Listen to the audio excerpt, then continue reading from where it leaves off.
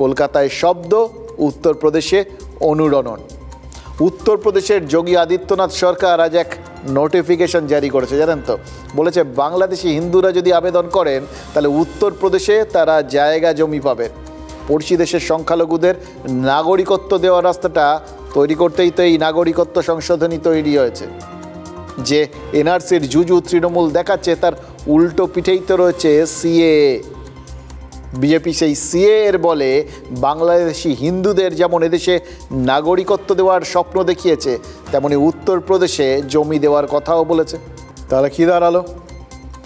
এখানে বাঙালিদের সম্পর্কে একটা সংশয় তৈরি করা হলো, আর ওখানে উত্তরপ্রদেশ সরকার নোটিফিকেশন জারি করে সেই বাঙালিদের, যাদের মধ্যে যারা হিন্দু, যারা অনুপ্রবেশকারী, সেই অনুপ্রবেশকারীদের জন্য একটা সুবার্তা দিয়ে দিলেন। এবং সেই সুবার্তার আড়ালে আসলে ওই কেন্দ্রের যে সিএ নামক একটা ফর্মুলা রয়েছে, যার মাধ্যমে ওই বাংলাদেশ থেকে আসা অনুপ্রবেশকারী হিন্দুরা নাগরিকত্ব পাবেন, তার একটা বিজ্ঞাপন করে দিলেন।